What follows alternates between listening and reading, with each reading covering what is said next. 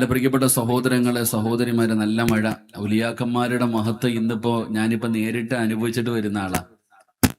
ഞാൻ ഈ പരിപാടി ഇന്ന് രാവിലെയാണ് എൻ്റെ നാട്ടില്, ഞാൻ ഇന്നലെ കർണാടകയിൽ നിന്ന് പരിപാടി കഴിഞ്ഞ്, സത്യം പറഞ്ഞ ഈ പരിപാടിയുടെ കാര്യം തന്നെ എനിക്കറിയില്ലായിരുന്നു. പെട്ടെന്ന് ഷിഹാബക്കാടെ മെസ്സേജ് കണ്ടപ്പോഴേ ഇങ്ങനെ ഒരു പരിപാടി, ഞാനപ്പോ ഇങ്ങനെ ചോദിക്കുകയും ചെയ്തു, ഒന്ന് വിളിച്ചുകൂടായിരുന്നു എന്ന്. കാരണം ഈ മഴയും വെള്ളപ്പൊക്കവും, ഞാൻ ഇന്ന് ഇവിടുന്ന് പരിപാടിക്ക് വേണ്ടി വണ്ടി എടുത്തുകൊണ്ട് വരാൻ വേണ്ടി വരുന്ന വഴിയിൽ പടച്ചോനെ വെള്ളത്തിനകത്ത് പോയി ഇറങ്ങിക്കൊടുത്തു. നല്ല വെള്ളക്കെട്ട, എനിക്കറിയാം ആലപ്പുഴ ജില്ലയുടെ പരിസരങ്ങളൊക്കെ നല്ല വെള്ളത്തിനകത്ത് പെട്ടുപോയപ്പോ ഒരാൾ പറഞ്ഞു, ഉസ്താദെ ഇത്ര വെള്ളമുള്ളൂ, അപ്പുറം കയറി കഴിഞ്ഞാൽ പിന്നെ കുഴപ്പമൊന്നുമില്ല. അങ്ങനെ വണ്ടി മുങ്ങുന്ന രീതിയിൽ വെള്ളത്തിനകത്തൂടെ മാക്സിമം എങ്ങനെ പോയിന്നറിയില്ല. അവസാനം ചെന്നൊരു പാലത്തിന്റെ മുകളിൽ കയറിയപ്പം പറഞ്ഞു, ഇതിനേക്കാൾ ഇരട്ടി വെള്ളം അപ്പുറത്തോട്ട് കിടക്കണം, ഇതിലെ ചെയ്ത്താനും കടലിൽ നിന്ന് നടക്കണം പറഞ്ഞാൽ അവിടെ ആയി. എന്ത് ചെയ്യണമെന്നറിയില്ല. ഞാൻ അവിടെ നിന്നുകൊണ്ട് ഷിഹാബക്കായ്ക്ക് നല്ല വീഡിയോ അയച്ചു കൊടുത്തു. അൽഹംദുലില്ലാ, ഇപ്പൊ മനസ്സിലായിട്ടുണ്ടാവും, അത്രയ്ക്കും നല്ല വീഡിയോ വെള്ളത്തിനകത്ത്. പിന്നെ പടച്ചോനെ എങ്ങനെയെങ്കിലും വണ്ടി അവിടെ ഇട്ടിട്ട് വരാൻ കഴിയില്ല, എങ്ങനെയെങ്കിലും തിരിച്ചു കയറണ്ടേ. ആ പോയ വെള്ളത്തിന്റെ അകത്തുകൂടെ തിരിച്ചു വരിക എന്ന് പറയുന്നത് വലിയ സങ്കടമാണ്. പിന്നെ വിളിക്കാൻ പറ്റുന്ന മഹാന്മാരെയൊക്കെ വിളിച്ചു ഫാത്തിഹ ഓതി. അൽഹംദുലില്ലാ, എങ്ങനെയെങ്കിലും തിരിച്ചു കയറണം. അത്രയും പ്രയാസപ്പെട്ടു. അപ്പൊ ഞാൻ ഔലിയാക്കന്മാരെ വല്ലാതെ ഇഷ്ടപ്പെടുന്ന ഒരാളാണ് ഞാൻ. അള്ളാഹു നമ്മളെയൊക്കെ മഹാന്മാരെ ഇഷ്ടപ്പെടുന്നവരുടെ കൂട്ടത്തിൽ പെടുത്തുമാറാകട്ടെ. ഇവിടെ ഇങ്ങനെ ഓതിയാണെങ്കിൽ എങ്ങനെങ്കിലും വണ്ടി ഓഫാകാതെ ഒന്നിക്കര വരെ എത്തിച്ചു. പിന്നെ എങ്ങനെയെങ്കിലും ഇൻഷാ അല്ലാഹ് ട്രെയിൻ ഇത്തിരി താമസിച്ചാണെങ്കിലും അൽഹംദുലില്ലാ, വരാതിരിക്കുന്നതിനേക്കാളും നല്ലതല്ലേ ഇത്തിരി താമസിച്ചാണെങ്കിൽ വരുന്നത്. അൽഹംദുലില്ലാ, എന്തായാലും അള്ളാഹുവിന്റെ ഔലിയാക്കന്മാരെ ഇഷ്ടപ്പെടുന്നവരുടെ കൂട്ടത്തിൽ അള്ളാഹു നമ്മളെ പെടുത്തുമാറാകട്ടെ. എന്റെ പ്രിയപ്പെട്ട സഹോദരങ്ങളെ, ഇതുപോലെ ഒരു മകനെ അള്ളാഹു എനിക്ക് തന്നല്ലോ എന്ന് സന്തോഷത്തോടെ പറയുന്ന മാതാപിതാക്കൾ ഈ സദസ്സിലുണ്ട്. എന്നാൽ മറുഭാഗത്ത് ഖുർആൻ പറഞ്ഞു, ഇന്നമാ അംവാലുക്കും വ ഔലാദുക്കും ഫിത്ന. മക്കളെന്ന് പറയുന്നത് ചില മാതാപിതാക്കൾക്ക് ഫിത്നയാണ്, നഷ്ടമാണ്, നാശമാണ്, സങ്കടമാണ്. അവസാനം മക്കൾ കാരണം നരകത്തിലേക്ക് പോകുന്ന ചില മാതാപിതാക്കൾ. എന്റെ പ്രിയപ്പെട്ടവരെ, ചില മാതാപിതാക്കൾ അള്ളാഹുവിനോട് ചോദിക്കുന്നു, എന്തിനാ അല്ലാ ഇങ്ങനെ ഒരുത്തനെ എനിക്ക് തന്നേ? എത്രയോ പേർക്ക് എന്തെല്ലാം പറ്റുന്നു, മരണപ്പെട്ടു പോകുന്നു. എന്തിനാ പടച്ചവനെ ഇങ്ങനെ ഒരുത്തനെ എനിക്ക് തന്നത് എന്ന് സങ്കടപ്പെടുന്നവരുണ്ട്. അപ്പൊ എന്റെ പ്രിയപ്പെട്ട സഹോദരങ്ങളെ, നമ്മുടെ മക്കൾ അള്ളാഹു നമുക്ക് നൽകിയിരിക്കുന്ന സൗഭാഗ്യമായ ആ മക്കൾ, എന്റെ പ്രിയപ്പെട്ടവരെ, മക്കൾ ഇന്ന് ജീവിക്കുന്ന ചുറ്റുപാടുകൾ, അവർ വളരുന്നത് കാണുമ്പോൾ വല്ലാതെ സങ്കടപ്പെടുന്നവരുണ്ട്. ഈ മക്കൾ ഇങ്ങനെ ആയി പോകാൻ അവരെ മാത്രം കുറ്റപ്പെടുത്തിയിട്ട് കാര്യമില്ല. മക്കള് തലതിരിഞ്ഞതിന്റെ പേരിൽ മക്കളെ മാത്രം കുറ്റപ്പെടുത്തുന്നതിനപ്പുറം നമ്മളുടെ പോരായ്മകൾ കൂടെ മനസ്സിലാക്കാൻ കഴിയണം. നമ്മളുടെ മക്കൾ ഇങ്ങനെ ആയി പോകാനുള്ള കാരണമാരാ? എന്റെ പ്രിയപ്പെട്ടവർ, അള്ളാഹുവിന്റെ പരിശുദ്ധമായ ദീൻ, ആ ദീന് പറഞ്ഞു തരാത്ത ഒന്നും ലോകത്തില്ല. എല്ലാ കാര്യങ്ങളും അള്ളാഹുവിന്റെ പരിശുദ്ധമായ ഖുർആനും മഹാനായ നബി സല്ലല്ലാഹു അലൈഹി വസല്ലമ തങ്ങളും നമുക്കെല്ലാം പഠിപ്പിച്ചു തന്നിട്ടുണ്ട്. അള്ളാഹുവിന്റെ വിശുദ്ധമായ ഖുർആനിൽ പറഞ്ഞു തരാത്ത ഒന്നുമില്ല. ഖുർആനിൽ എല്ലാ കാര്യങ്ങളും അള്ളാഹു പഠിപ്പിച്ചു തരുന്നുണ്ട്. ആ ഖുർആനിൽ അള്ളാഹു പറഞ്ഞിരുന്ന കാര്യങ്ങൾ ഓരോന്നായി പുലർന്നുകൊണ്ടിരിക്കുകയാണ്. അള്ളാഹിന്റെ വിശുദ്ധമായ ഖുർആൻ എങ്ങനെയാണ് മക്കളെ വളർത്തേണ്ടത് എന്ന് ഖുർആൻ പറയുന്നുണ്ട്. എന്റെ പ്രിയപ്പെട്ടവർ, അള്ളാഹുവിന്റെ പരിശുദ്ധമായ ഖുർആൻ ഒരുപാട് ചരിത്രങ്ങൾ പറയുന്നുണ്ട്. ഒരുപാട് പ്രവാചകന്മാരുടെ ചരിത്രങ്ങളും ഒരുപാട് മുൻഗാമികൾക്ക് അള്ളാഹു കൊടുത്ത അദാബുകളെ കുറിച്ചും ഒരുപാട് കാര്യങ്ങളെ കുറിച്ച് അള്ളാഹുവിന്റെ പരിശുദ്ധമായ ഖുർആൻ അവിടെ നിന്ന് പരിചയപ്പെടുത്തുമ്പോ ഒരുപാട് ചരിത്രങ്ങൾ ഖുർആനിൽ അള്ളാഹു പറഞ്ഞിട്ട് അള്ളാഹു തന്നെ പറയുന്നുണ്ട്, ഏറ്റവും മനോഹരമായ ഒരു ചരിത്രം. അള്ളാഹു തന്നെ പറയുന്ന ഹസ്വനുൽ ഖസസ്, ഒരുപാട് ചരിത്രങ്ങൾ പറഞ്ഞിട്ട് ഏറ്റവും മനോഹരമായ ചരിത്രമെന്ന് അള്ളാഹു തന്നെ പരിചയപ്പെടുത്തുന്ന ഒരു ചരിത്രം കാണാം. അത് ആരുടെ ചരിത്രമാണ്? അള്ളാഹു തന്നെ പരിശുദ്ധമായ ഖുർആന് 114 സൂറത്തുകൾ 6600 പരം വരുന്ന ആയത്തുകളിലൂടെ ഞാൻ നിങ്ങളെ കണ്ണോടിച്ചു നോക്കിയാൽ അള്ളാഹു ഒരുപാട് പ്രവാചകന്മാരുടെ ചരിത്രം പറഞ്ഞിട്ട് അള്ളാഹു ഒരു പ്രവാചകന്റെ ചരിത്രം പറയുകയാ. ആ ചരിത്രം പറഞ്ഞിട്ട് അള്ളാഹു തന്നെ പറയുന്നു, ഏറ്റവും മനോഹരമായ ചരിത്രമെന്ന് അള്ളാഹു പരിചയപ്പെടുത്തിയ ആ ചരിത്രം ആരുടെ ചരിത്രമെന്നറിയുമോ? മഹാനായ യാക്കൂബ് നബി അലൈഹിസ്സലാം. അള്ളാഹുവിന്റെ പ്രവാചകനായ യാക്കൂബ് എന്ന് പറയുന്ന പ്രവാചകന്റെ ചരിത്രമാണ്. ആ യാക്കൂബ് എന്ന് പറയുന്ന പ്രവാചകന്റെ പ്രത്യേകത എന്തെന്നറിയുമോ? 12 മക്കളെ വളർത്തിയ വാപ്പയാണ് മഹാനായ യാക്കൂബ് നബി അലൈഹിസ്സലാം. 12 മക്കളുടെ വാപ്പയാണ് യാക്കൂബ് നബി അലൈഹിസ്സലാം. എങ്ങനെയാണ് യാക്കൂബ് നബി തന്റെ പൊന്നാര മക്കളെ വളർത്തിയതെന്ന് ഖുർആൻ ഇവിടുന്ന് പറഞ്ഞു തരികയാ. ഒരു വാപ്പയെന്ന് പറഞ്ഞാൽ എങ്ങനെയായിരിക്കണം, എങ്ങനെയാണ് മക്കളോട് പെരുമാറേണ്ടത്, എങ്ങനെയാണ് അവരെ വളർത്തേണ്ടതെന്ന് യാക്കൂബ് നബിയുടെ ചരിത്രം അവിടുന്ന് പഠിപ്പിച്ചു തരികയാണ്. സാധാരണ ഒരു പ്രവാചകനല്ല, വല്ലാത്ത ക്വാളിറ്റിയുള്ള പാരമ്പര്യം മുഴുവനും പ്രവാചക പാരമ്പര്യമുള്ള പ്രവാചകനാണ്. യാക്കൂബ് നബി അലൈഹിസ്സലാമിന്റെ പരമ്പര എടുത്തു നോക്കൂ. യാക്കൂബ് നബിയുടെ പിതാവാണ് ഇസ്ഹാഖ് നബി അലൈഹിസ്സലാം. പടച്ചവനെ ആ പരമ്പരകളെ തെരഞ്ഞു നോക്ക്. യാക്കൂബ് നബി അലൈഹിസ്സലാം, ഇസ്ഹാഖ് നബി അലൈഹിസ്സലാം, ഇസ്മായിൽ നബി അലൈഹിസ്സലാം, ഖലീലുല്ലാഹി ഇബ്രാഹിം നബി അലൈഹിസ്സലാം. ആ പരമ്പരയാണ് മുകളിലേക്ക് നോക്കിയാൽ ഇബ്രാഹിം നബി, ഇസ്മായിൽ നബി, ഇസ്ഹാഖ് നബി, യാക്കൂബ് നബി, യൂസുഫ് നബി അലൈഹിസ്സലാം. പടച്ചവനെ അവിടുന്നതാ പരമ്പരകൾ അവസാനം മറിയം ബീവി റളിയല്ലാഹു തആല അൻഹ വരെ നീണ്ടു നിൽക്കുന്ന വല്ലാത്ത ഒരു പരമ്പരയാണ് യാക്കൂബ് നബി അലൈഹിസ്സലാമിനെ പറയാനുള്ളത്. ആ യാക്കൂബ് എന്ന് പറയുന്ന പിതാവിന്റെ ചരിത്രം അല്ലാഹുവിന്റെ വിശുദ്ധമായ ഖുർആൻ ഇവിടുന്ന് പറഞ്ഞു തരികയാ. ഒരു വാപ്പയെന്ന് പറഞ്ഞ യാക്കൂബ് നബിയെ പോലെയാകണം. യാക്കൂബ് നബിയെ പോലെ ഒരു പിതാവാകാൻ കഴിഞ്ഞാൽ ആ മക്കളെ കാരണം ഒരിക്കലും സങ്കടപ്പെടേണ്ടി വരില്ല. മക്കളെ വളർത്തേണ്ടത് എങ്ങനെയാണ്, എന്തൊക്കെയാണ് സൂക്ഷിക്കേണ്ടത്? യാക്കൂബ് നബി അലൈഹിസ്സലാമിന്റെ ചരിത്രം പറയുകയാണ്. അല്ലാഹുവേ, യാക്കൂബ് നബിയുടെ ബറക്കത്ത് കൊണ്ട് ദുആഇക്ക് ഇജാബത്തുള്ള ഒരു മജ്ലിസാക്കണേ അല്ലാഹ്. ആരാണ് യാക്കൂബ് നബി അലൈഹിസ്സലാം? ആരാണ് ആ യാക്കൂബ് നബിയുടെ പ്രത്യേകത? എന്താണ്, എങ്ങനെയാണ് തന്റെ പൊന്നാര മക്കളെ വളർത്തിയതെന്നറിയോ? യാക്കൂബ് നബി അലൈഹിസ്സലാമിന്റെ ചരിത്രം എടുത്ത് വായിച്ചു നോക്കിയാൽ ഒന്നാമതായി വായിക്കാൻ കഴിയുന്ന ഒരു കാര്യമുണ്ടോ? യാക്കൂബ് നബി അലൈഹിസ്സലാം തന്റെ മക്കളെ വിളിച്ചിരുത്തി ഉപദേശിക്കുമായിരുന്നു. യാക്കൂബ് നബിയുടെ ഒരു പ്രത്യേകത, തന്റെ മക്കളെ ഉപദേശിക്കുമായിരുന്നു. ആദ്യമായിട്ട് യാക്കൂബ് നബി തന്റെ പൊന്നാര മക്കൾക്ക് പഠിപ്പിച്ചു കൊടുത്ത കാര്യം എന്തെന്നറിയോ? തന്റെ പൊന്നാര മക്കളെ വിളിച്ചിട്ട് യാക്കൂബ് നബി അലൈഹിസ്സലാം അവിടെന്ന് പറയുകയാ, തന്റെ പൊന്നാര മക്കളോട് പറഞ്ഞു കൊടുത്തു. വവസ്സാ ബിഹാ ഇബ്രാഹീമു ബനീഹി വയഅഖൂബ് യാ ബനിയ ഇന്നല്ലാഹ അസ്തഫാ ലകുമുദ്ദീന ഫലാ തമൂതുന്ന ഇല്ലാ വഅൻതും മുസ്ലിമൂൻ. യാക്കൂബ് എന്ന് പറയുന്ന പിതാവ് തന്റെ പൊന്നാര മക്കൾക്ക് പറഞ്ഞു കൊടുത്ത ഒന്നാമത്തെ കാര്യം എന്താണ്? അവിടുന്ന് തന്റെ പൊന്നാര മക്കളെ വിളിച്ചു നിർത്തികെട്ട് പറഞ്ഞു, മക്കളെ, ജീവിതം എന്ന് പറയുന്നത് ആസ്വദിക്കാനുള്ളതല്ല, നിനക്കൊക്കെ തോന്നുന്നത് പോലെ ജീവിക്കാനുള്ളതല്ല, ഇഷ്ടമുള്ളത് തിന്നും കുടിച്ചും മതിമറന്നു ജീവിക്കാനുള്ളതല്ല. യാക്കൂബ് എന്ന് പറയുന്ന പിതാവ് തന്റെ പൊന്നാര മക്കൾക്ക് പറഞ്ഞു കൊടുത്തു, മക്കളെ, നിങ്ങൾക്കൊരു ദീനുണ്ട്, നിങ്ങൾക്കൊരു മതമുണ്ട്, നിങ്ങൾക്കൊരു ആദർശമുണ്ട്. ആ ആദർശമനുസരിച്ച് വേണം ജീവിക്കാൻ. തോന്നുന്നത് പോലെ ജീവിക്കാൻ പറ്റൂല. അല്ലാഹുവിന്റെ ദീന് പറയുന്നത് പോലെ വേണം നിങ്ങൾ ജീവിക്കാൻ. നിങ്ങൾ അല്ലാഹുവിന്റെ അടിമകളാണ്, നിങ്ങൾ അല്ലാഹുവിന്റെ അടിമകളാണ്. യജമാനന് പടച്ചറപ്പാണ്. ആ പടച്ചറപ്പ് പറയുന്നത് പോലെ വേണം ജീവിക്കാൻ. തോന്നുന്നത് പോലെ ജീവിക്കാൻ കഴിയില്ല, തോന്നുന്നത് പോലെ നടക്കാൻ കഴിയില്ല. നിങ്ങളുടെ ദീനനുസരിച്ചിട്ട് വേണം ജീവിക്കാൻ. യാക്കൂബ് എന്ന് പറയുന്ന പിതാവ് തന്റെ പൊന്നാര മക്കൾക്ക് ദീന് പഠിപ്പിച്ചു കൊടുക്കുകയാണ്, ആദർശം പഠിപ്പിച്ചു കൊടുക്കുകയാണ്. എന്റെ പ്രിയപ്പെട്ടവരെ, തന്റെ പൊന്നാര മക്കൾക്കൊരു വാപ്പ പഠിപ്പിച്ചു കൊടുക്കേണ്ട ഒന്നാമത്തെ കാര്യം ദീനിനെ കുറിച്ചാണ്, അല്ലാഹുവിനെ കുറിച്ചാണ്, വിശ്വാസങ്ങളെ കുറിച്ചാണ്. എന്റെ പ്രിയപ്പെട്ടവരെ, യാക്കൂബ് നബി അലൈഹിസ്സലാമിന്റെ ചരിത്രം എടുത്തു നോക്കൂ. അവസാനം തന്റെ മരണസമയമെടുത്തു. ജീവിച്ചിരിക്കുന്ന കാലത്ത് പടച്ചവനെ തന്റെ മക്കൾക്ക് പടച്ചവനെ കുറിച്ച് പരിചയപ്പെടുത്തി, അല്ലാഹുവിന്റെ ദീനിനെ കുറിച്ച് പരിചയപ്പെടുത്തി. എന്നിട്ട് മരണത്തിന്റെ സമയമെടുത്തപ്പോ തന്റെ പൊന്നാര മക്കളെ മുഴുവനും അടുത്ത് വിളിച്ചിരുത്തിയിട്ട് യാക്കൂബ് എന്ന് പറയുന്ന പിതാവ് ചോദിക്കുകയാണ്, അം കുന്തും ശുഹദാ ഇദ് ഹളറ യാക്കൂബൽ മൗത്ത് ഇദ് ഖാല ലിബനീഹി മാദാ തഅബുദൂന മിൻ ബഅദീ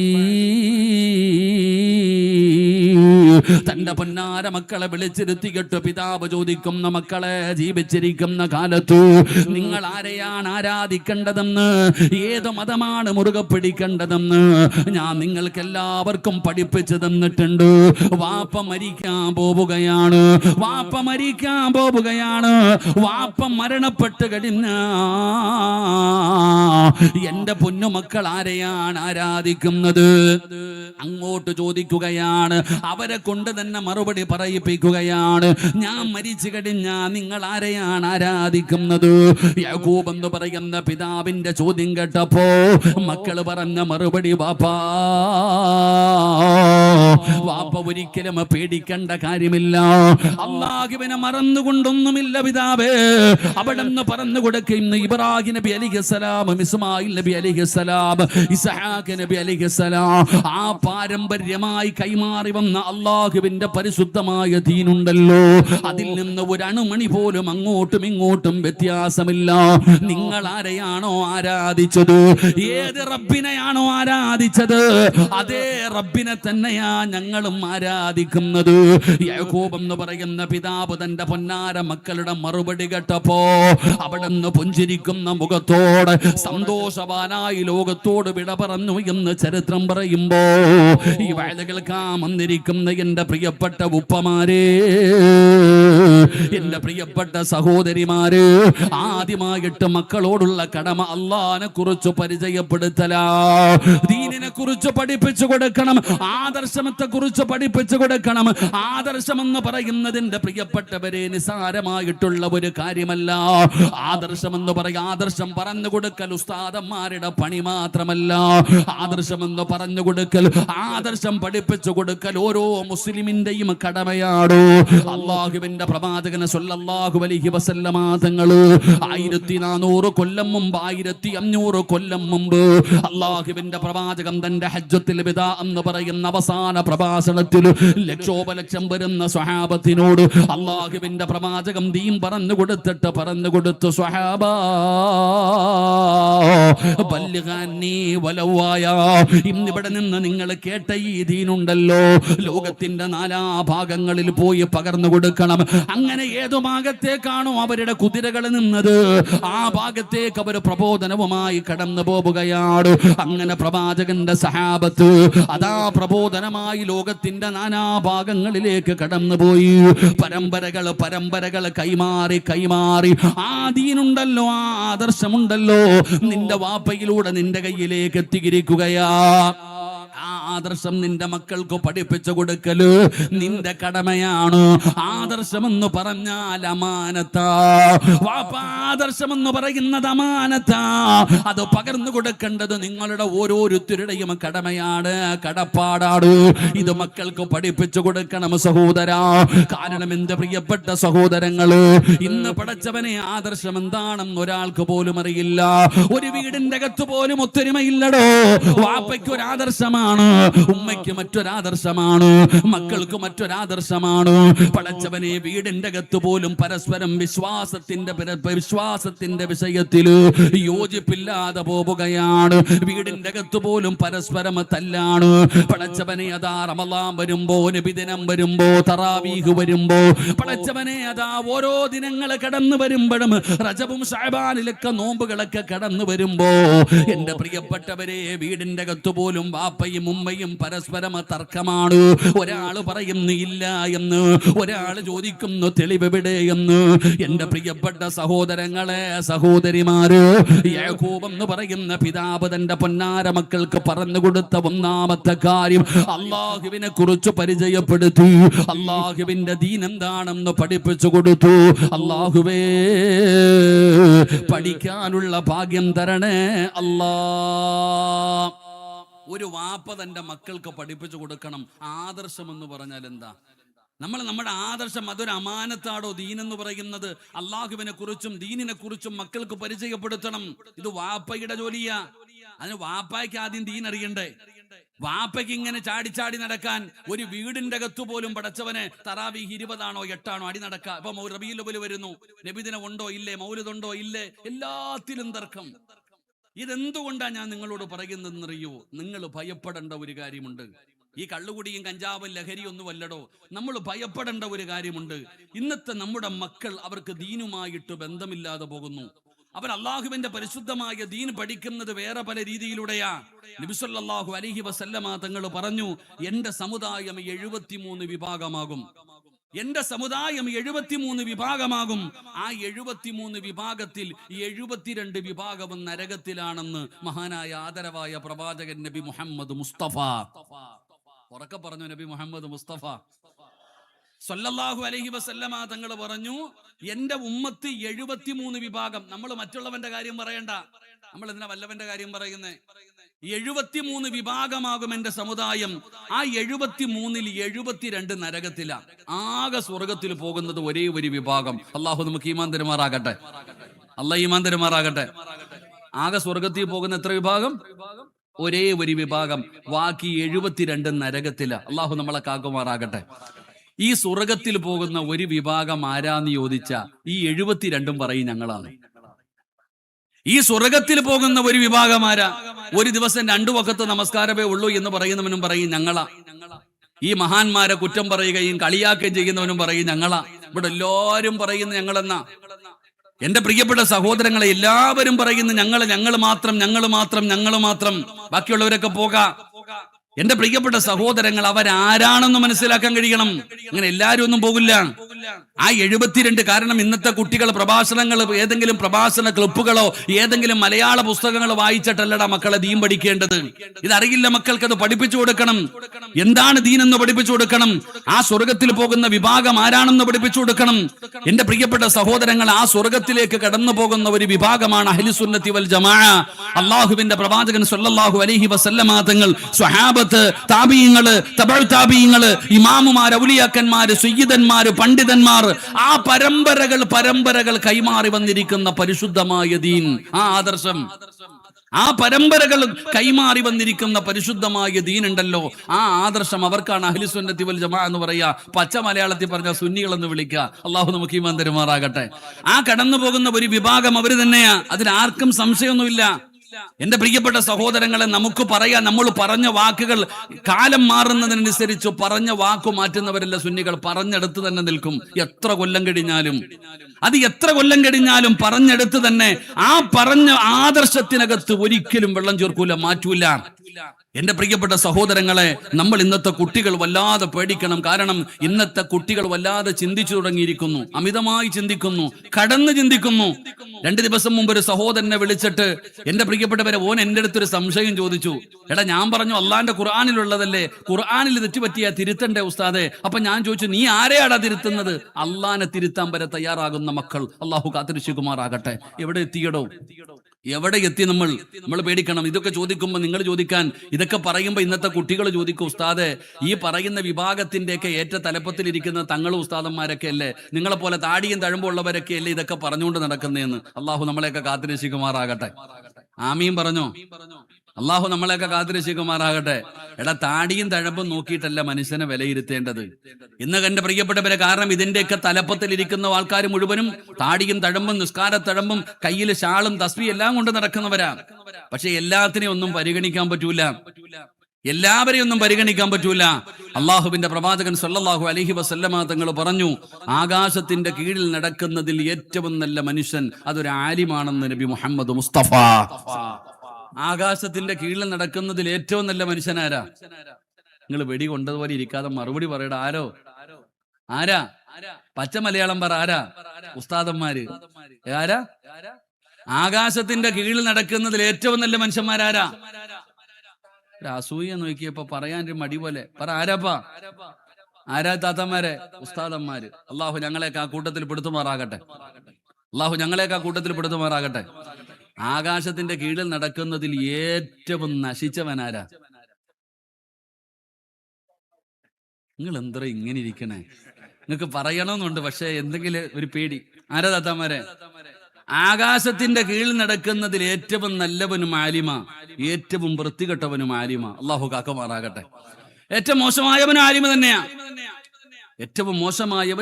തന്നെയാ. അതുകൊണ്ടാ പറഞ്ഞത് സൂക്ഷിക്കണമെന്ന്. അള്ളാഹു ഞങ്ങളെയൊക്കെ കാത്തിരക്ഷിക്കുമാറാകട്ടെ. എന്റെ പ്രിയപ്പെട്ട സഹോദരങ്ങളെ, നിങ്ങളൊക്കെ ഇപ്പൊ നിങ്ങൾക്കൊക്കെ അങ്ങനാണല്ലോ. ഇപ്പൊ നേരം വെളുത്ത് കഴിഞ്ഞാൽ മൊത്തം മൊബൈൽ എടുത്തോണ്ടിരിക്കുക, ദിക്ർ, ക്ലാസ്, സ്വലാത്ത്, വേറെ പണിയൊന്നും ഇല്ല എനിക്കൊന്നും. നിങ്ങൾ എന്താ വിചാരിച്ചിരിക്കണം എല്ലാം കളിയാന്ന്? ഈ ദിക്റും സ്വലാത്തൊക്കെ ഓരോന്നിനും ഓരോ സ്ഥാനവും മഹത്വം ഉണ്ട്. ഇന്ന് പബ്ലിസിറ്റിയുടെ കാലവാ. ഇന്ന് അവിടെ ഒരു തങ്ങളുണ്ട് കേട്ടോ, അവിടെ ഒരു ഉസ്താദ് ഉണ്ട് കേട്ടോ, ചുട്ട കോഴിയെ പറപ്പിക്കും, ആളെ നിർത്തിയിരിക്കുക പറഞ്ഞു വരുത്താൻ.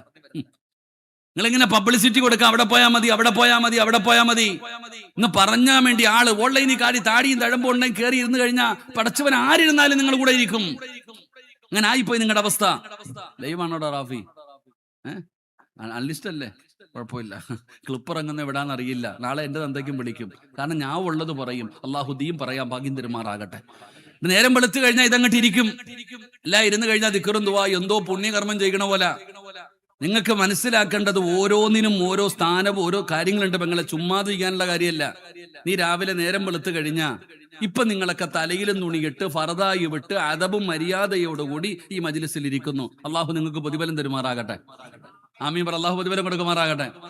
ഇപ്പൊ ഇരിക്കണത് എന്താണ്? ഈ ഇരിക്കുന്ന ഇൽമിന്റെ മജ്ലിസ. ഇവിടെ ആരും നിലവിളിക്കുന്നില്ല, ബഹളം വെക്കുന്നില്ല. തലേ തുണിയുണ്ട്, ഫർദയുണ്ട്, അദബുണ്ട്, മര്യാദയുണ്ട്.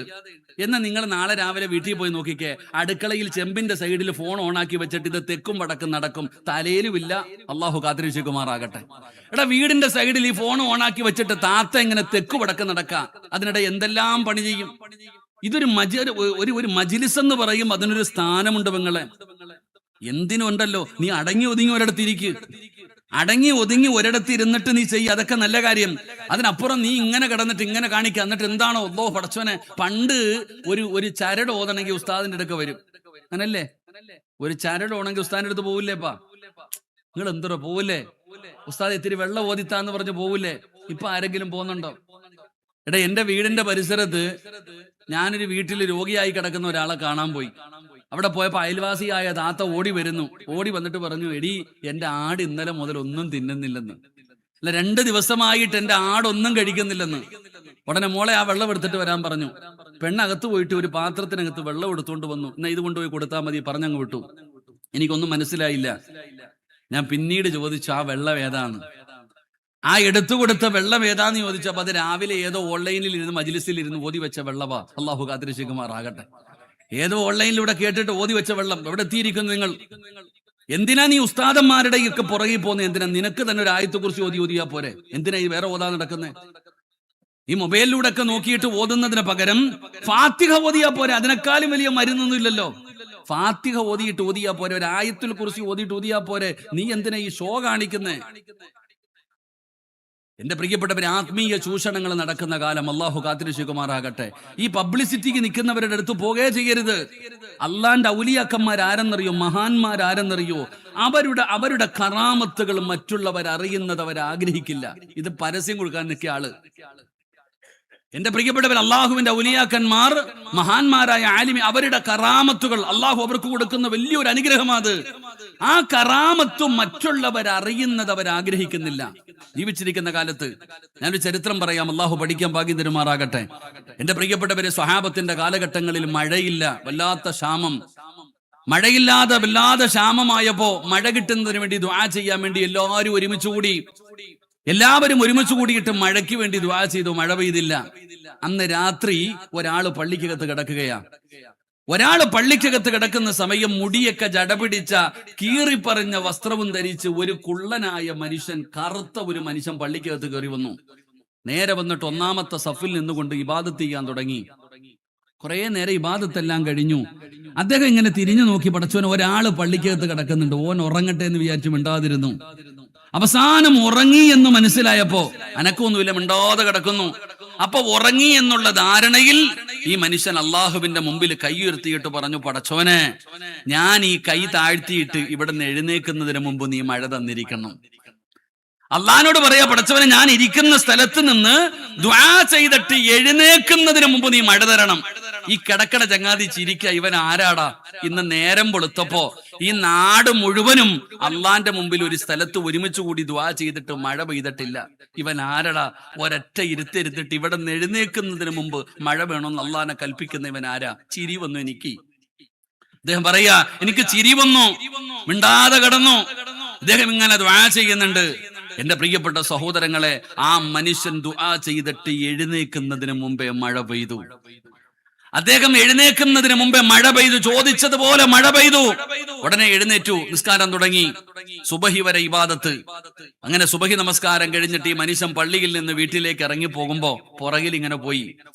നടന്ന് അവസാനം വീടിന്റെ മുമ്പിൽ എത്തിയപ്പോ പുറകിൽ നിന്ന് വിളിച്ചിട്ട് ചോദിച്ചു, ചങ്ങാതി നിങ്ങളുടെ പേരെന്താ, നിങ്ങൾ ആരാ, നിങ്ങൾ ദുആ ചെയ്തപ്പോഴാണ് മഴ പെയ്തത്. ഞാൻ കേട്ടു, ഞാൻ ഉറങ്ങിയില്ല. നിങ്ങൾ ദുആ ചെയ്തപ്പോഴാണ് മഴ പെയ്തത്. നിങ്ങൾ സാധാരണ ആളൊന്നുമല്ല. ആരാ? മണ്ണ് കല്ലു വാരിയിട്ട് എറിഞ്ഞു. പോടാന്ന് പറഞ്ഞു. പോടാ എന്ന് പറഞ്ഞ് അദ്ദേഹത്തെ ഓടിച്ചു. നീ പൊക്കോ, ഞാനൊന്നും വല്ലടാ എന്ന് പറഞ്ഞു. കല്ലു പറക്കി എറിഞ്ഞിട്ട് അദ്ദേഹം കരഞ്ഞുകൊണ്ട് വീടിനകത്ത് കയറി വാതിലടച്ചു. 3 ദിവസം പള്ളിയിൽ കാണാതെ വന്നപ്പോ ഈ മനുഷ്യൻ തികഞ്ഞന്വേഷിച്ചു പോയി. പള്ളിയിൽ കാണാതെ വന്നപ്പോ അന്വേഷിച്ചു പോയപ്പോ വീട് പൂട്ടിയിട്ടിരിക്കുന്നു. അയൽവാസിയോട് ചോദിച്ചു, ഇദ്ദേഹം എന്തേന്ന്. നിങ്ങൾ അന്ന് വന്നതിന് ശേഷം ആ മനുഷ്യൻ ഈ നാട് തന്നെ വിട്ടുപോയി. അള്ളാഹു നമുക്ക് ഈമാൻ തരുമാറാകട്ടെ. ഇതാണ് ഔലിയാക്കന്മാർ, ഇതാണ് മഹാന്മാർ. അവരുടെ കറാമത്തുകൾ പറഞ്ഞുകൊണ്ട് നടക്കലല്ല, അവരിങ്ങനെ പറഞ്ഞുകൊണ്ട് നടക്കൽ അവർ ആഗ്രഹിക്കുന്നില്ല. മരണത്തിന് ശേഷമുള്ള കാര്യമല്ല ഞാൻ പറയുന്നത്, മരണത്തിന് മുമ്പുള്ള കാര്യങ്ങൾ അവര് ഇത്രത്തോളം മറച്ചു വെക്കാൻ കഴിയുമോ അത്രത്തോളം മറച്ചു വെക്കാൻ കഴിയും. അവരങ്ങനെ ആഗ്രഹിക്കുന്നവരാ.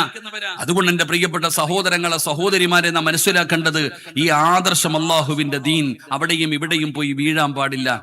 കേൾക്കുമ്പോ ചിലപ്പോ നല്ലതായി തോന്നാം, പറയുന്ന നല്ലതായി തോന്നാം, പക്ഷെ അതിനകത്ത് പലതും അവർ കൂട്ടിക്കലർത്തും. നമുക്കത് തിരിച്ചറിയാൻ കഴിയില്ല. അങ്ങനെ തിരിച്ചറിയാൻ കഴിയാത്തൊരവസ്ഥ വരുമ്പോൾ നമ്മൾ വഴിതെറ്റി പോകുന്ന ഒരവസ്ഥ അള്ളാഹു നമ്മളെ കാത്തുരക്ഷിക്കുമാറാകട്ടെ.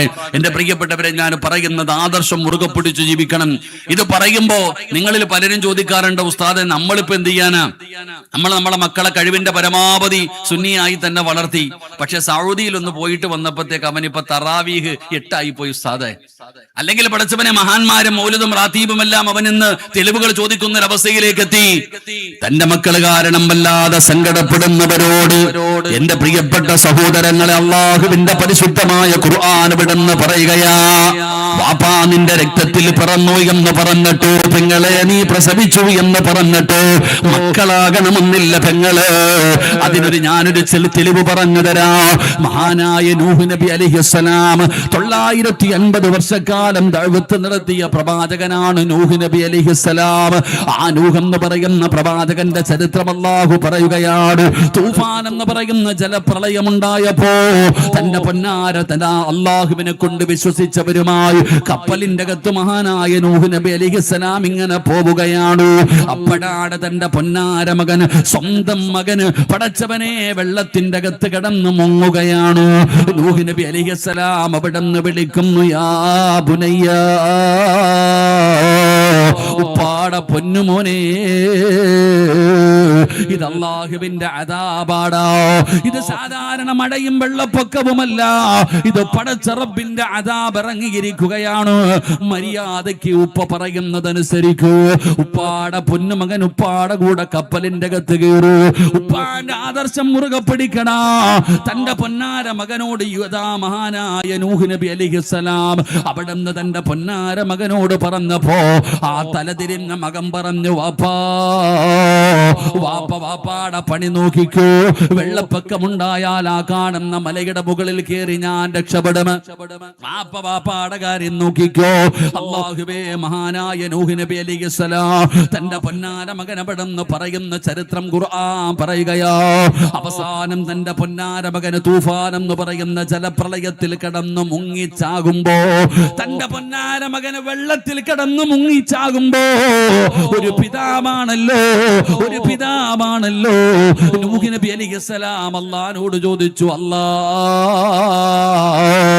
നീ പറഞ്ഞല്ലോ പടച്ചവരെ എന്റെ കുടുംബത്തിന് സംരക്ഷണം തരുമെന്ന്, എന്റെ കുടുംബത്തിന് സംരക്ഷണം തരാമെന്ന് നീ ഏറ്റെടുത്തിട്ടുണ്ടല്ലോ പടച്ചവര്. ഈ വെള്ളത്തിന്റെ അകത്ത് കിടന്ന് മുങ്ങുന്നത് എന്റെ അഹില അല്ലാ, എന്റെ കുടുംബമാ അല്ലാ, എന്റെ മോന അല്ലാ, വേറെ ആരുമല്ല പടച്ചവന്. ഈ വെള്ളത്തിന്റെ അകത്ത് കിടന്ന് മുങ്ങി ചാകുന്നത് എന്റെ പൊന്നുമോനാണ് പടച്ചവര് സംരക്ഷിക്കുമെന്ന് നീ പറഞ്ഞിട്ടുണ്ടല്ലോ തമ്പുരാന്. മഹാനായ നൂഹ് നബി അലൈഹിസ്സലാം അവിടുന്ന് പടച്ച റബ്ബിനോട് ചോദിച്ചപ്പോ അല്ലാഹു പറഞ്ഞ മറുപടി പഠിക്കണേ പെങ്ങള്. തലതിരിഞ്ഞു പോയ മക്കള് നല്ല നിലയിൽ വളർത്തികെട്ടും പടച്ചവനെ ഇന്ന് തലതിരിഞ്ഞു പോയ മക്കള് കാരണം സങ്കടപ്പെടുന്ന ഉമ്മ എന്തിനാ സങ്കടപ്പെടുന്നത്? അവൻ എങ്ങനെ വേണമെങ്കിലും നടക്കട്ടെ. നീ സുന്നിയായി ജീവിക്കൂ ഉമ്മമാര്, സുന്നിയായി ജീവിക്കൂ പെങ്ങന്മാര്. ഭർത്താവ് വേറൊരു ആദർശമാണെന്ന് പറഞ്ഞു നീ എന്തിനാ ഭയപ്പെടുന്നത്? അല്ലാഹുവിന്റെ പരിശുദ്ധമായ ഖുർആൻ പറഞ്ഞില്ലേ, മുഹമ്മദുർ റസൂലുള്ളാഹ് വല്ലദീന മഅഹു അശിദ്ദാഉ അലൽ കുഫാർ. എന്റെ പെങ്ങളോട് പറയുന്ന ഉറച്ചു നിൽക്കണം പെങ്ങള്, ഉറച്ചു നിൽക്കണം പെങ്ങള്. അവന് വേണമെങ്കിൽ അവൻ വിശ്വസിക്കട്ടെ.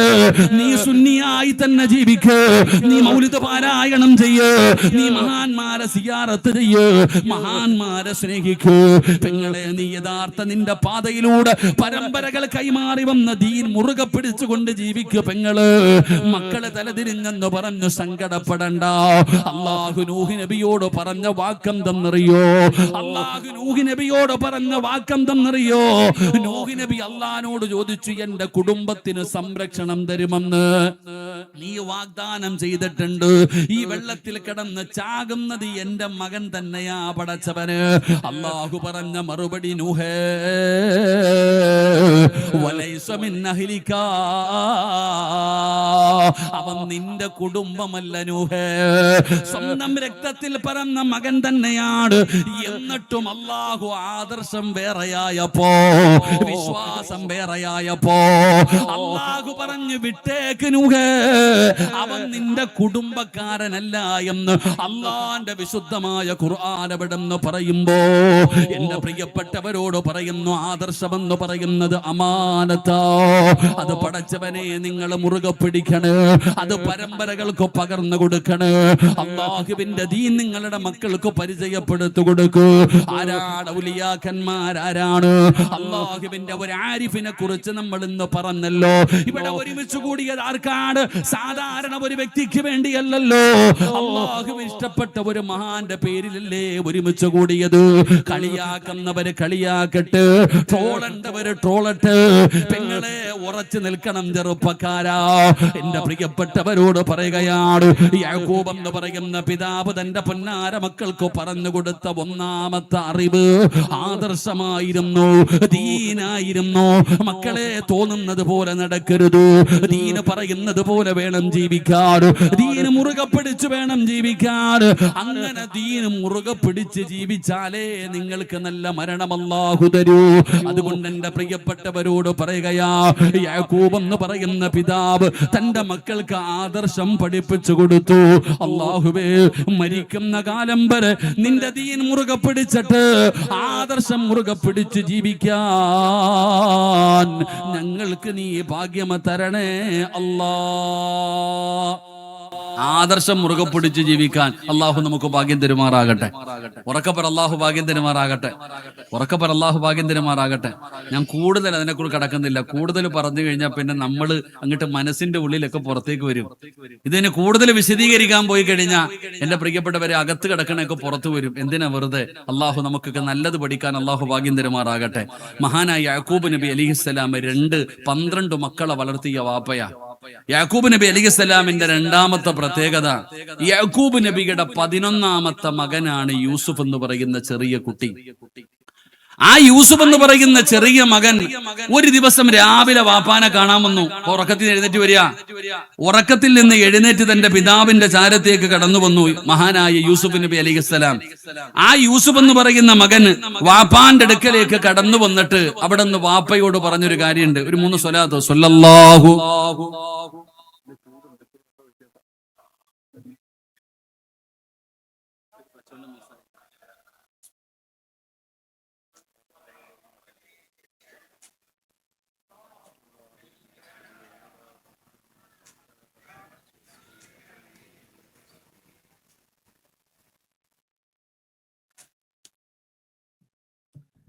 എന്റെ പ്രിയപ്പെട്ട സഹോദരങ്ങളെ, മഹാനായ യാക്കൂബ് നബി അലൈഹിസ്സലാം, ആ യാക്കൂബ് നബി അലൈഹിസ്സലാമിന്റെ മകനായ യൂസുഫ് എന്ന് പറയുന്ന 11ാമത്തെ കുട്ടി ഒരു ദിവസം വാപ്പാന്റെ അടുക്കൽ വന്നിട്ട് പറയുന്നു, ഖാലയാ ബുനയ്യ ലാ തഖ്സുസ് റുഅയാക അലാ, അതാ പരിശുദ്ധമായ ഖുർആൻ പറയാ, യൂസുഫ് എന്ന് പറയുന്ന ആ മകൻ ഒരു ദിവസം വാപ്പാടെ ചാരത്ത് കടന്നു വന്നു. എന്നിട്ട് ഉപ്പാനോട് പറയുകയാണ്, ഇദ് ഖാല യൂസുഫ് ലി അബീഹി യാ അബതി ഇന്നി റഅയ്തു 11 കൗകബൻ വശംസ വൽ ഖമറ റഅയ്തുഹും ലീ സാജിദീൻ. യാക്കൂബ് നബി എന്ന് പറയുന്ന പ്രിയപ്പെട്ട പിതാവിന്റെ ചാരത്ത് 11ാമത്തെ ചെറിയ മകന് ഒരു ദിവസം നേരം വെളുത്തപ്പോൾ വാപ്പയുടെ ചാരത്ത് വന്നിട്ട് പറഞ്ഞു, വാപ്പാ, ഇന്നലെ രാത്രി ഞാനൊരു സ്വപ്നം കണ്ടു വാപ്പാ. നല്ലതുപോലെ പിതാക്കന്മാര് കേൾക്കണം, എന്റെ ഉമ്മമാര് നല്ലതുപോലെ കേൾക്കണം. യാക്കൂബ് എന്ന് പറയുന്ന പിതാവിന്റെ അടുക്കൽ ചെറിയ മകൻ വന്നിട്ട് പറഞ്ഞു, ഉപ്പാ, ഇന്നലെ രാത്രി ഞാനൊരു സ്വപ്നം കണ്ടു വാപ്പാ. അന്താരാഷ്ട്ര കാര്യമല്ല പറയുന്നത്, ഒരു സാധാരണ തന്റെ മകൻ കണ്ട ഒരു സ്വപ്നമാണ്. യാക്കൂബ് എന്ന് പറയുന്ന പിതാവ് എന്ത് ചെയ്തെന്നറിയോ? തന്റെ പൊന്നാര മകനെ പിടിച്ച് മടിയിലിരുത്തുകയാണ്. എന്നിട്ട് ചോദിച്ചു, മോനെ, എന്റെ പൊന്നുമകൻ കണ്ട സ്വപ്നം എന്താ? യാക്കൂബ് എന്ന് പറയുന്ന പിതാവ്, ആ പിതാവിന്റെ ക്വാളിറ്റി മനസ്സിലാക്കേണ്ടത് ഇവിടെ. ഒരു പിതാവ് എന്ന് പറഞ്ഞാൽ ആ വാപ്പയ്ക്കൊരു യോഗ്യതയുണ്ട്. ആ യൂസുഫ് എന്ന് പറയുന്ന 11ാമത്തെ ചെറിയ മകൻ രാത്രിയിൽ കണ്ട ഒരു സ്വപ്നം വരെ വാപ്പാന്റെ അടുത്ത് വന്ന് പറയാനുള്ള മനസ്സ് യൂസുഫിനുണ്ടായിരുന്നു. അത് കേൾക്കാനുള്ള മനസ്സ് യാക്കൂബ് എന്ന് പറയുന്ന പിതാവിനുണ്ടായിരുന്നു. അള്ളാഹു നമുക്ക് ഈമാൻ തരുമാറാകട്ടെ. ആ യാക്കൂബ് എന്ന് പറയുന്ന പിതാവ് സാധാരണ ഒരാളല്ല, 12 മക്കളുടെ വാപ്പയാ, ഒരു പ്രവാചകനാ. എത്ര തിരക്കുണ്ടാകും ഒരു നബിക്ക്. ഒരു നബിയുടെ തിരക്ക് നമ്മളൊന്ന് ഉദ്ദേശിക്കുന്നതിനപ്പുറമാണ് ഒരു പ്രവാചകന്റെ തിരക്ക് എന്ന് പറയുന്നത്. ആ തിരക്കു പിടിച്ച പ്രവാചകന് തന്റെ മകൻ കണ്ട ഒരു സ്വപ്നം എന്താണെന്ന് ചോദിക്കാനും കേൾക്കാനും മറുപടി പറയാനും സമയമുണ്ടായിരുന്നു. അള്ളാഹു നമുക്ക് ഈമാൻ തരുമാറാകട്ടെ. എടാ, നമ്മള് ഇന്നത്തെ വാപ്പായിക്ക് മക്കളുടെ ഏറ്റവും വലിയ പരാതി ഉപ്പ എന്നോട് സംസാരിക്കില്ല എന്നുള്ളതാ. ഇന്നത്തെ ആണാകട്ടെ പെണ്ണാകട്ടെ, മക്കളുടെ ഒന്നാമത്തെ പരാതി വാപ്പയും മിണ്ടൂല, ഉമ്മയും മിണ്ടൂല. സ്വന്തം മക്കളുടെ സങ്കടം കേൾക്കാൻ പോലും വാപ്പായ്ക്ക് സമയമില്ല. പണം ഉണ്ടാക്കണം, കച്ചവടം നടത്തണം, നാട്ടുകാരെ നന്നാക്കണം, പള്ളിയിലെ ഇമാമിന്റെ തെറ്റ് നോക്കണം, വേറെ ആരുടെ ഇല്ല. സ്വന്തം മോന്റെ കാര്യം നോക്കാൻ സമയമില്ല. വാപ്പയ്ക്ക് നാട് നന്നാക്കണം. എടോ, സ്വന്തം മകൻ, നാട്ടുകാരുടെ അല്ല, നിന്റെ മോനാ, നിന്റെ രക്തത്തിൽ പിറന്ന നിന്റെ മകൻ, അവന് പറയാനുള്ളത് എന്താന്ന് കേൾക്കാൻ നിനക്ക് സമയമില്ല. തിരക്ക്. അവന്റെ ജീവിതത്തിലെ ഏറ്റവും വിലപ്പെട്ട കാര്യം പോലും കേൾക്കാൻ സമയമില്ല. ഇതൊരു സ്വപ്നത്തിന്റെ കഥയാ. അവന്റെ ജീവിതത്തിലെ വിലപ്പെട്ട കാര്യം പോലും വാപ്പാന്ന് പറഞ്ഞ പടച്ചവനെ മക്കളെടുത്ത് മിണ്ടിക്കടിഞ്ഞ എന്തോ അത്ഭുതം, എന്തോ ലോകം ഇടിഞ്ഞു വീഴുന്ന പോലെ.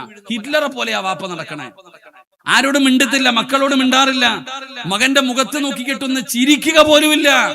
എന്റെ പ്രിയപ്പെട്ടവരെ, വാപ്പയാകട്ടെ ഉമ്മയാകട്ടെ, ഉമ്മയ്ക്ക് ഫോൺ താഴെ വെക്കണ്ടേ, നാട്ടുകാരുടെ കഥകൾ മുഴുവനും കേൾക്കണ്ടേ, വല്ലവരുടെയൊക്കെ കാര്യങ്ങൾ തീർക്കണ്ടേ. ഈ 15-കാരിയുടെ മനസ്സിന്റെ സങ്കടം കേൾക്കാൻ നിനക്ക് സമയമില്ലല്ലോ. നീ കല്യാണത്തിന് പോകുമ്പോ പോലും മോളെ കൊണ്ടുപോകത്തില്ല. ഈ അടുത്തൊരു പെൺകുട്ടി പറഞ്ഞതാ, ഉസ്താദേ, എന്റെ ഉമ്മ ഒരു സ്ഥലത്ത് പോകുമ്പോഴും എന്നെ കൊണ്ടുപോകാറില്ല, ഒരൊറ്റ ഫംഗ്ഷനിൽ പോലും കൊണ്ടുപോകാറില്ല. കാരണം എന്തേ? ഇത്രയും വലിയ ഒരു മകളുണ്ടെന്ന് പറഞ്ഞ ആ പെണ്ണിന് നാണക്കേടല്ലേ. 9ാം ക്ലാസ്സിൽ പഠിക്കണ ഒരു മകളുണ്ടെന്ന് പറഞ്ഞ ഇവൾ ഇന്ന് 22-കാരിയെ പോലെ നടക്കണേ. പെണ്ണുങ്ങൾക്ക് നാണക്കേടാ. സ്വന്തം മകളെ കൂടെ കൊണ്ടുപോയാൽ ഇത്രയും വലിയ ഒരു മകളുണ്ടെന്ന് അറിയുന്നത് മാനക്കേടായി കാണുന്നു. എടാ, ഇന്ന് പെണ്ണുങ്ങൾ ഇഷ്ടപ്പെടുന്ന ഒരു കാര്യം ഞാൻ പറയട്ടെ. എടാ, മകളും ഉമ്മായും കൂടെ പോകുമ്പോ ഇത് മകളാണോന്ന് വെച്ചാൽ നാണക്കേടാ, ആ സ്ഥാനത്ത് അനിയത്തിയാണോ എന്ന് വെച്ചാൽ വലിയ സന്തോഷവാ. അല്ലാഹു ഈമാൻ തരുമാറാകട്ടെ. സ്വന്തം മകളും ഉമ്മായും കൂടെ പോകുമ്പോ ചുമ്മാതൊന്ന് ചോദിച്ചു നോക്കിയേ, അനിയത്തിയ, എന്റെ മോള് അനിയത്തി, അങ്ങനെ ആഗ്രഹിക്കുന്ന പെണ്ണുങ്ങൾ. എന്റെ പ്രിയപ്പെട്ട സഹോദരങ്ങളെ, വാപ്പ പിന്നെ ആരുടെ കാര്യം? നീ നിന്റെ മോന്റെ കാര്യം കേൾക്കണം, അവന്റെ സങ്കടം കേൾക്കണം. അല്ലാതെ നീ പറയുന്നത് മാത്രമേ വീട്ടിൽ നടക്കാൻ പാടുള്ളൂ. അത് പണ്ടത്തെ കാലമൊക്കെ മാറി. കാലമൊക്കെ മാറി. പണ്ട് വീടിനിങ്ങനെ നീ ആയിരുന്നു വീട്ടിലെല്ലാം, അതുകൊണ്ട് നീ പറയുന്നത് മാത്രമേ വീട്ടിൽ നടക്കൂ. ഇന്ന് അങ്ങനല്ല. ആ കുട്ടികൾക്കും അവകാശമുണ്ട് പറയാൻ. അവരുടെ അവകാശം കൂടെ കേൾക്ക്. നല്ലതാണെങ്കിൽ കേട്ടാ മതിയല്ലോ. എടാ, നിന്റെ മകന് പഠിക്കണം, അവൻ എന്തു പഠിക്കണം, അത് ചോദിക്കാനുള്ള അവകാശം നിനക്കുമുണ്ട്, അത് പറയാനുള്ള അവകാശം അവനുമുണ്ട്. വാപ്പ, എനിക്ക് ഇന്നത് പഠിക്കണം, അവന്റെ ആഗ്രഹം കേൾക്ക്. ഒരു പെണ്ണിന്റെ കല്യാണം വരുന്നു, അവളോട് ചോദിക്കുക അവളുടെ അഭിപ്രായം. എന്റെ പ്രിയപ്പെട്ടവരെ, നമ്മൾ മക്കളെ കൂടെ പരിഗണിക്കണം. ഞാനിപ്പോ എന്റെ മകനോട് ചോദിച്ചു, എന്താടാ നിന്റെ ആഗ്രഹം? എന്റെ മകനോട് ഞാൻ ചോദിച്ചു, നിന്റെ ആഗ്രഹം എന്താ? അവൻ പറഞ്ഞു, ഉപ്പ, എനിക്ക് പോലീസുകാരനാവണം. വെടി കൊണ്ടതുപോലെ വിചാരിയിരുന്നു. ഞാൻ അവനോട് ചോദിച്ചു, നിന്റെ ആഗ്രഹം എന്താന്ന്? ഒരുത്തം പറഞ്ഞു, എനിക്ക് ഒന്നാമത് ഒരുത്തം പറഞ്ഞു പോലീസുകാരനാകണം. രണ്ടാമത്തവനോട് ചോദിച്ചു, നിന്റെ ആഗ്രഹം? എനിക്ക് പൈലറ്റ് ആകണം പാപ്പ. സുബ്ഹാനല്ലാഹ്. മൂന്നാമത്തവനോട് ചോദിക്കാൻ നിന്നില്ല. ഈ രണ്ടും നടക്കുമോ ഇല്ലയോ എന്നല്ല. എന്റെ മക്കൾ അത് പറഞ്ഞപ്പോൾ ഞാനത് ഉൾക്കൊള്ളാൻ തയ്യാറായി. വേണ്ട എന്ന് പറഞ്ഞില്ല. ഞാൻ ആ മക്കളോട് പറഞ്ഞു, നിങ്ങൾ പോലീസോ പൈലറ്റോ എന്ത് വേണമെങ്കിലും ആയിക്കോ, പക്ഷെ വാപ്പായ്ക്കൊരു ആഗ്രഹമുണ്ട്, നിങ്ങൾ രണ്ടുപേരും ഹാഫിളീങ്ങളാകണം. വാപ്പാടെ ആഗ്രഹം ഹാഫിൾ ആയി കഴിഞ്ഞ് നീ ആര് വേണമെങ്കിലും ആയിക്കോ, വേണ്ട നീ ഞാൻ പറഞ്ഞില്ല. പക്ഷെ നീ ആലിമ ഹാഫിളാകണം.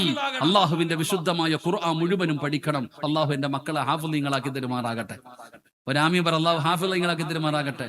അത് പറഞ്ഞപ്പോ മനസ്സിലാക്കാൻ തയ്യാറായി, അവൻ പഠിക്കാൻ പോയി. നമ്മൾ നമ്മളുടെ മക്കളുടെ അഭിപ്രായം തെറ്റാണോ പറയുന്നത്, അവന് തിരുത്തി കൊടുക്കുക. അതാ ചെയ്യേണ്ടത്. മക്കളുടെ അഭിപ്രായം ചോദിക്കണം. അത് ചരിത്രങ്ങൾ പഠിപ്പിച്ചങ്ങനെ. ഇബ്രാഹിം നബി അലൈഹിസ്സലാം ഇസ്മായിൽ എന്ന് പറയുന്ന 11 വയസ്സുകാരനെ അറക്കാൻ വേണ്ടി വിളിച്ചുകൊണ്ട് പോയ ചരിത്രം അറിയല്ലോ.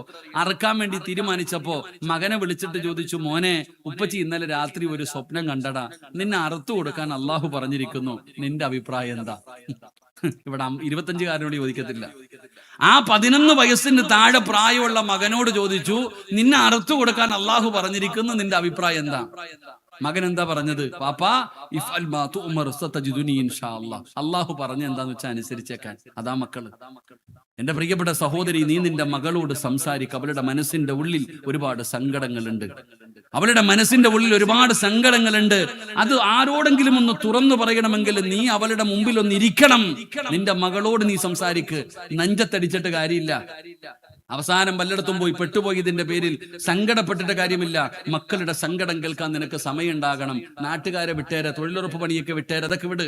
അതൊക്കെ വേറെ ആൾക്കാർ നോക്കിക്കൊള്ളും. നീ നിന്റെ കാര്യം നോക്ക്, നിന്റെ കുടുംബം നോക്ക്. നിന്റെ നാട് പിന്നെ നന്നാക്കാം. ആദ്യം കുടുംബം നന്നാക്ക്. ആദ്യം നമുക്ക് നന്നാക്കാം. ഇവൻ നാട് നന്നാക്കാൻ നടക്കാം. പെണ്ണുമ്പോൾ ഒരു കൊലത്ത്, മക്കളൊരു കൊലത്ത്. എന്ത് നാട് നന്നാക്കാൻ? ആദ്യം നമ്മൾ നന്നാകണം. എന്നിട്ട് വേണം മക്കളെയും കുടുംബത്തെയും നന്നാക്കാൻ. എന്നിട്ട് വേണം നാട് നന്നാക്കാൻ. സിറാജ് പെണ്ണുമ്പിള്ളയും മക്കളെയും പെണ്ണുമ്പിള്ളയും തിരിഞ്ഞു നോക്കാതെ അത് പറഞ്ഞ് നിങ്ങളെ നന്നാക്കിയിട്ട് വല്ല കാര്യമുണ്ടോ? എടാ, ആദ്യം ഞാൻ എന്റെ പെണ്ണുമ്പിള്ളയെ നന്നാക്കണം, എന്റെ മക്കളെ നന്നാകണം. ആദ്യം ഞാൻ നന്നാകണം. അള്ളാഹു എന്നെ നന്നാക്കി തരുമാറാകട്ടെ. ആമീൻ പറഞ്ഞോ? അള്ളാഹു ഒരു ആമീൻ പറയടോ. ഞാനെങ്ങാനും നന്നായാലോ അള്ളാഹു എന്നെ നന്നാക്കി തരുമാറാകട്ടെ. എന്റെ സ്വഭാവം എന്താന്ന് എനിക്കല്ലേ അറിയുള്ളൂ. അപ്പൊ ഞാൻ പറഞ്ഞു വന്നത്, എന്റെ പ്രിയപ്പെട്ട സഹോദരങ്ങളെ, വാപ്പയ്ക്ക് സമയമുണ്ടാകണം തന്റെ മക്കള് പറയുന്നത് കേൾക്കാൻ. അത് അവിടെ തന്നെ ഏകദേശം പ്രശ്നങ്ങൾ കഴിയും. തന്റെ മക്കളുടെ സങ്കടം കേൾക്കാൻ ഉമ്മയ്ക്ക് സമയമുണ്ടാകണം. യാക്കൂബ് എന്ന് പറയുന്ന പിതാവിന് സമയമുണ്ടായിരുന്നു. തന്റെ പൊന്നാര മകനെ വിളിച്ചെടുത്തിരുത്തി കെട്ടി യാക്കൂബ് നബി ചോദിച്ചു, മോനെ, എന്ത് സ്വപ്നമാണ് നീ കണ്ടത്? ആ സമയത്ത് യൂസുഫ് പറഞ്ഞു കൊടുത്തു, വാപ്പാ, സൂര്യനും ചന്ദ്രനും നക്ഷത്രങ്ങളുമല്ല എനിക്ക് സുജൂദ് ചെയ്യുന്നതായിട്ട് ഞാൻ സ്വപ്നം കണ്ടു വാപ്പാ. അവിടുന്ന് തന്റെ പൊന്നാര മകൻ അവിടുന്ന് സ്വപ്നം പറഞ്ഞു കൊടുത്തപ്പോ യാക്കൂബ് നബി അലൈഹിസ്സലാമിന് മനസ്സിലായി, ഇത് സാധാരണ ഒരു സ്വപ്നമല്ല, ഇവന് സാധാരണ ഒരു പയ്യനല്ല. യാക്കൂബ് എന്ന് പറയുന്ന പ്രവാചകന് തന്റെ പൊന്നാര മകനെ കുറിച്ച് മനസ്സിലാവുകയാണ്. പറഞ്ഞു കൊടുത്ത മറുപടി എന്തെന്നറിയുവോ? قال يا بني لا تقصص رؤياك على إخوتك فيكيد لك كيدا إن الشيطان للإنسان عدو مبين.